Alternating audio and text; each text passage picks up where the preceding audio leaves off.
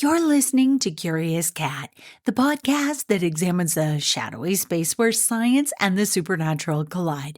I'm your host, Jennifer Holtz. Join me every week as I explore what it means to be a soul in a meat suit. Welcome to Curious Cat.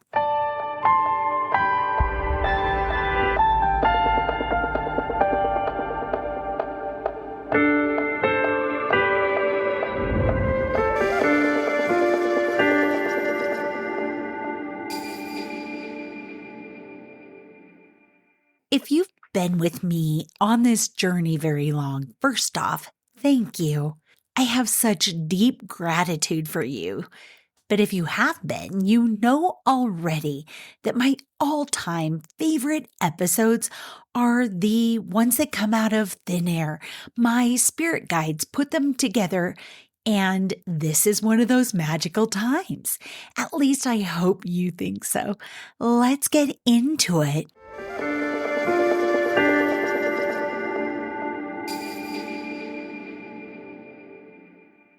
Before we get into the juicy parts of this spirit-led episode, I was asked by my guides to remind us, you and me, about this special, wonderful, sometimes clumsy thing we call a body. It is magical, though sometimes it doesn't feel that way. When it is sick, or sore, or bloated, or blah, it doesn't feel special to have a body. My guides insist, though, these bodies are the keys to big magic. How? Well, they connect us to the all, the as above and so below, that many have heard from Gnostic teachings. The body is a conduit between the two places. If you're still a bit foggy on that concept, a few years ago, they gave me this scribbly sketch during morning meditations. It was a crude AAA battery tipped upright. That is us, our physical bodies. And the little knob on the top of the battery, that's our crown chakra, which connects us to the celestial, the universe, all else.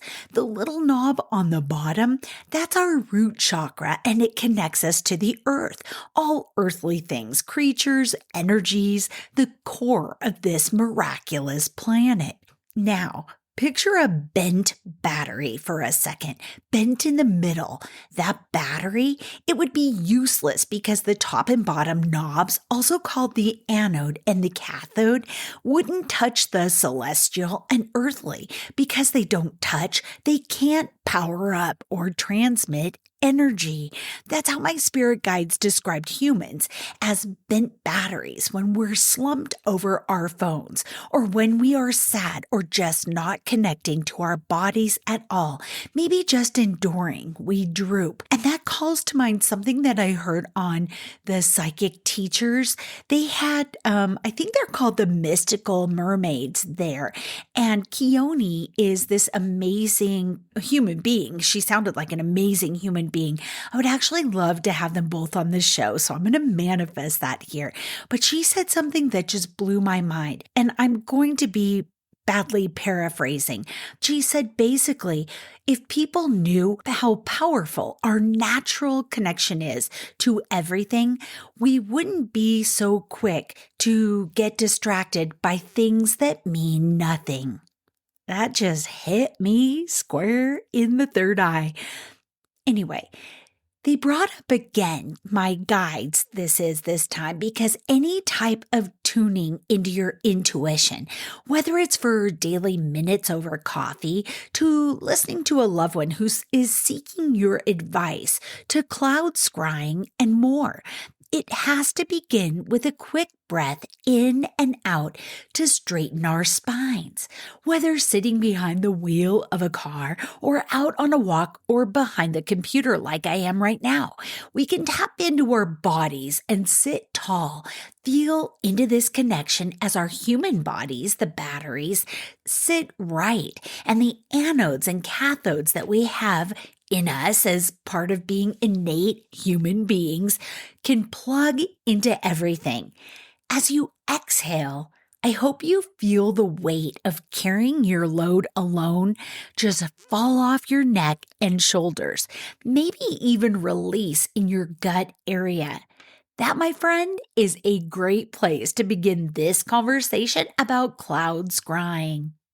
Cloud scrying is also called cloud gazing, aeromancy, or nepholomancy, which I find interesting because the neph part calls to mind the Nephilim, those half human, half angels or demons that some say once walked the earth and were the reason God sent a great flood to wipe out the Nephilim from Mother Earth. But back to the clouds. Cloud scrying is known as the ancient art of revelation. I found a great overview of cloud scrying from Bibliophilic Witch on Tumblr and find links to her site in the show notes. Nepholomancy is a form of divination used when the sky is full of clouds. It is fairly easy to pick up on and it's pretty fun to share with others. As long as there are clouds to scry with, you can do it. Perhaps you can take an empty sky as another symbol to interpret, she ponders. I love spending time, she says, cloud gazing. It is relaxing. You get to be outside and no one really questions it. It's not something most people would see as a divination technique just by looking at you. Make sure you have a clear view of the sky and you won't hurt your neck as you look up. I like to lay on my trampoline. If you're going to be out there for a while, consider grabbing a notebook to write down the things you see. If you can find a comfortable spot indoors near a window, that's a great option too. Some things to take into account while you're scrying and interpret are, number one, the speed of the clouds. This could signify how fast something will come to pass or how long a part of your life or relationship will last. Two, the distance between different symbols where they move towards could show you what will happen after the event or what it will lead to. Number three, their departure. How they merge or dissipate may reveal the outcome or direction of the future. And number four, the height and or type of cloud. If a certain cloud is at a higher altitude due to its type, it may mean that the event or situation is farther away or not as important as other symbols. She continued on explaining that the cloud's texture, number five, is important as well. Are they fuzzy, blurry, and thin? Maybe they aren't very solid yet. That could mean something that hasn't been set in stone. Really, nothing is. It may mean it's not very tangible of an idea yet. And they also mentioned the color, and I'll go into that later in more detail. But she says this, they may signify where the issues at hand stand in the sense of positive, negative, neutral, situation. Bright white puffy clouds that remain white and don't change could show a time of happiness, while storm clouds may reveal a bumpier road.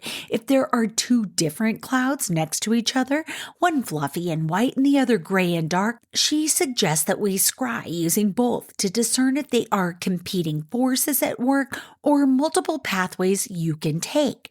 At sunset or dusk, the colors change and shift, revealing a plethora of other meanings. Discover what the colors that appear to you most often may represent and decide if they have meaning to you. I happen to see a lot of pink and blue when I cloud scry, she writes, while my friend living in the same area tends to have more pull towards red and orange. She also mentions the direction of the wind. If you're outside and you feel a particular wind blowing one way, it could mean a little something too, and I'll go into that in depth in another few minutes. She finally says this, symbols. Of course, the symbols you see are a huge part of cloud scrying. The clouds form symbols and figures for you to watch. The shapes represent a big chunk of what you're looking at. And then she makes this really interesting suggestion. She says, pick a significant cloud, a significator, she calls it, It's a helpful thing when you're first getting started with cloud scrying.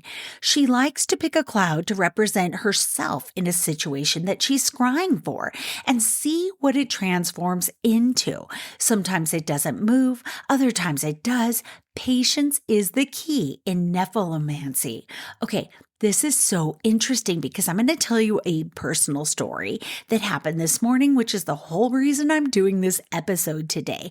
But I did pick a cloud for myself and it turned into a smile. So that's pretty cool.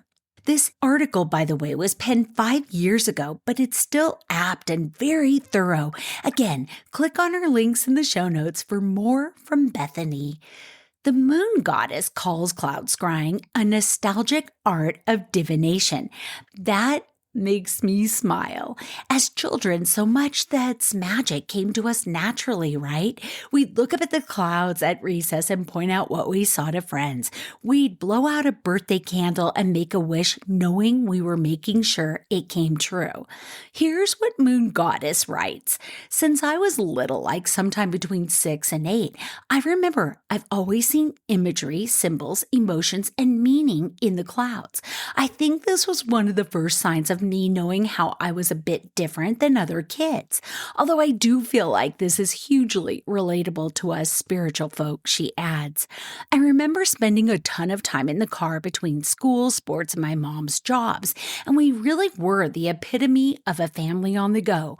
I used to eat, change, and attempt to do homework in the car, driving back and forth between school, skating, and dance class at night.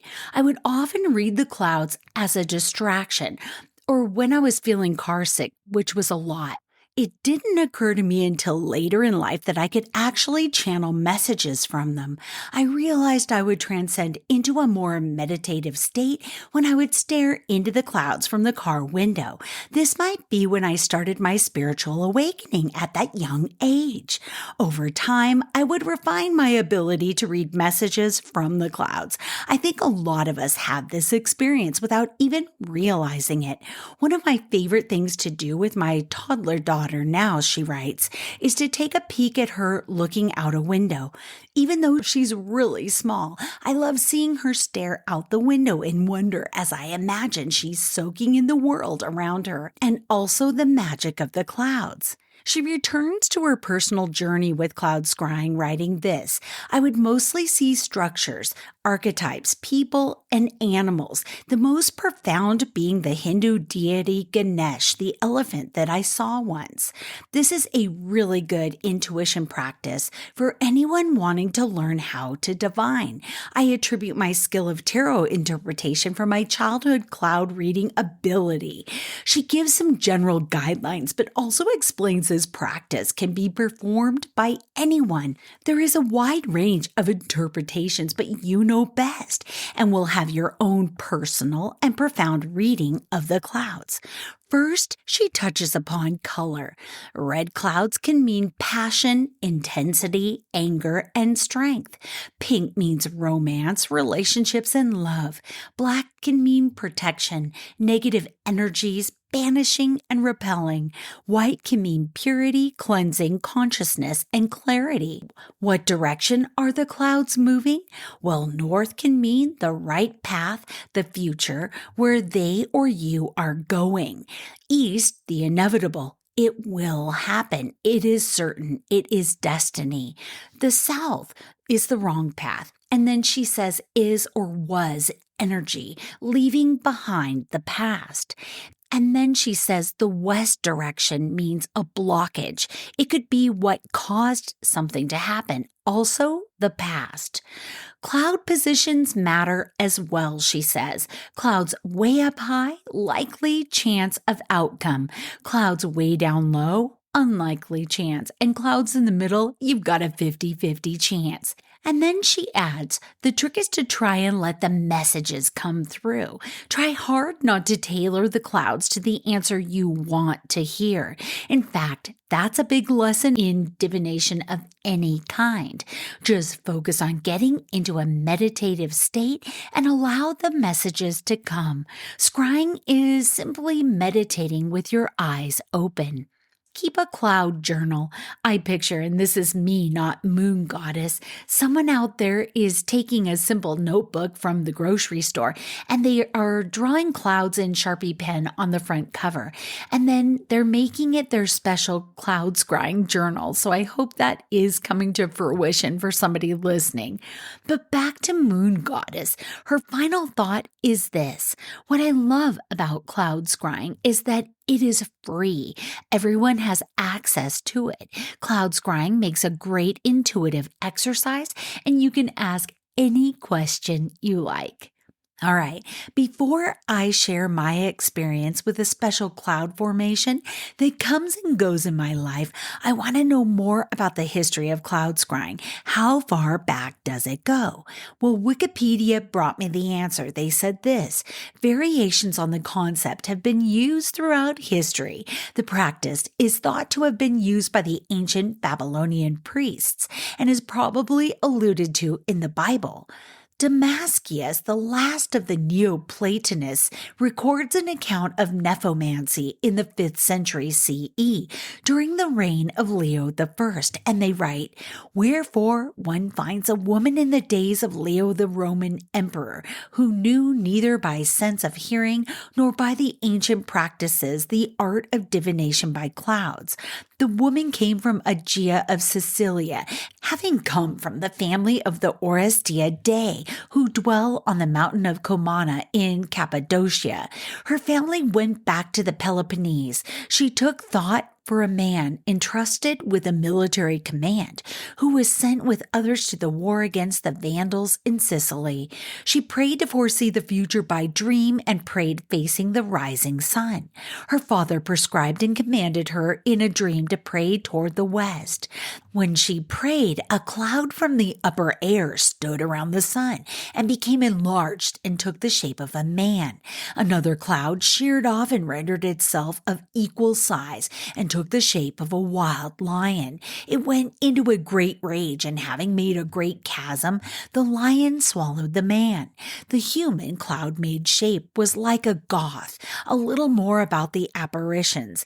Thereupon the Emperor Leo slew Aspar himself, the hegemon of the Goths in Constantinople, and his children. From that time, Anthusa has continued until now without interruption to practice the custom of mantic prediction through clouds.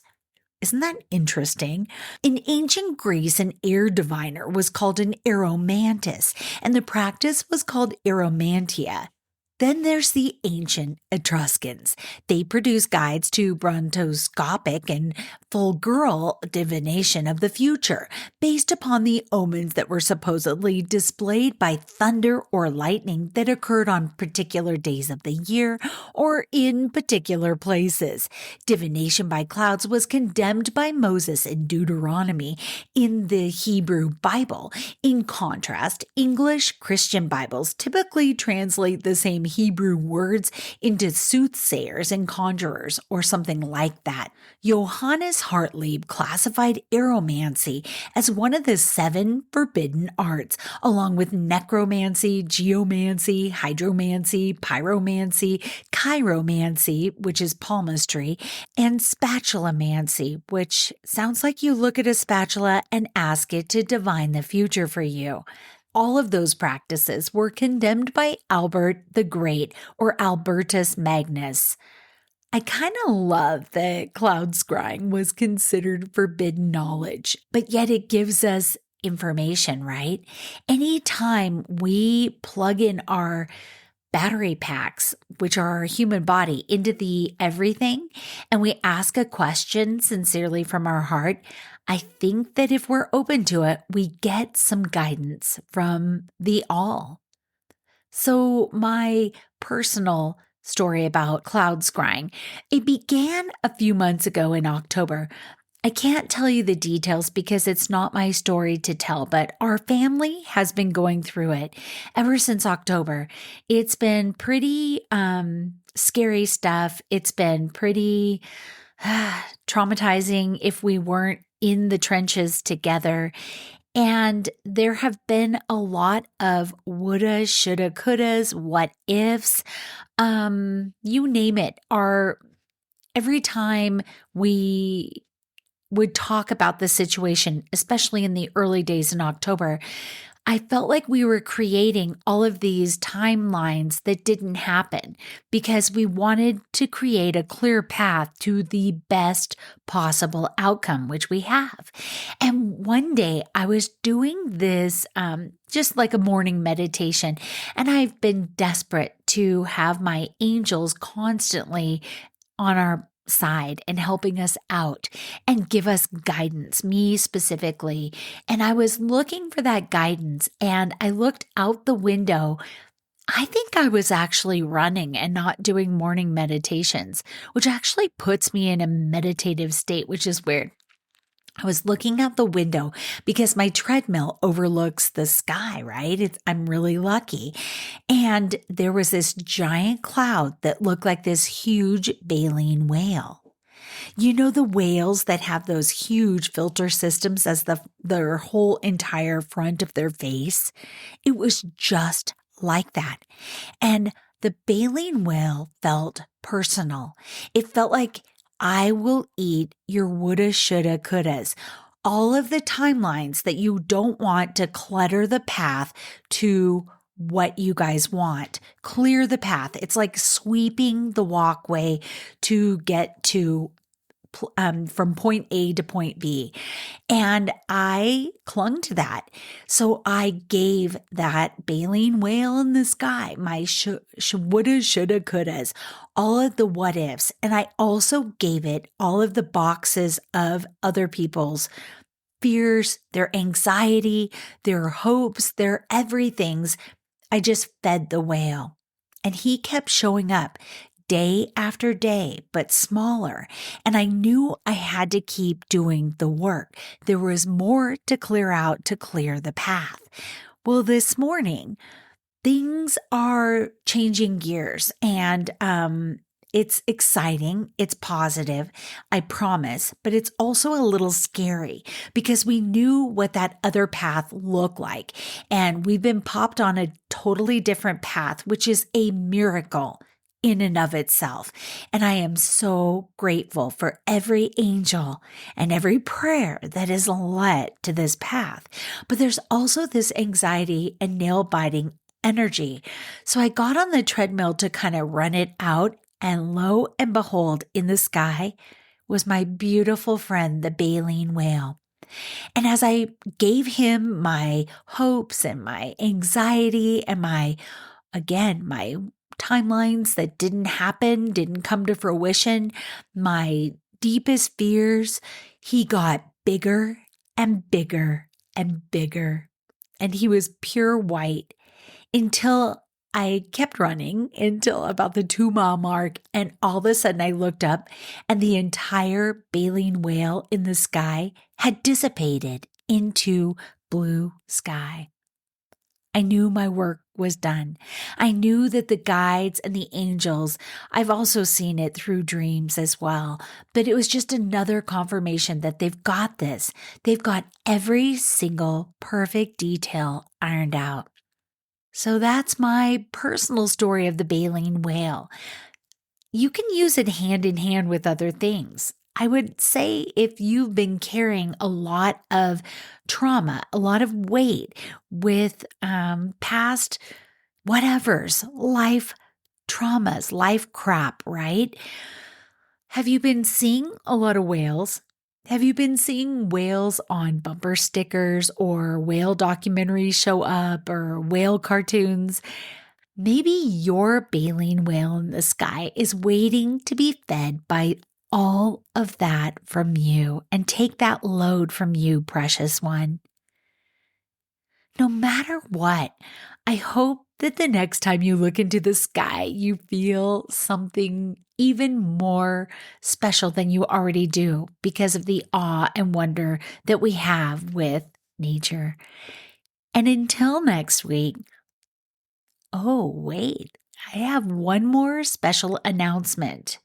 I don't know how long it's going to be, but I am going to be switching gears for, I'm guessing, about a month or two, but truly it's however long the guides want me to do this.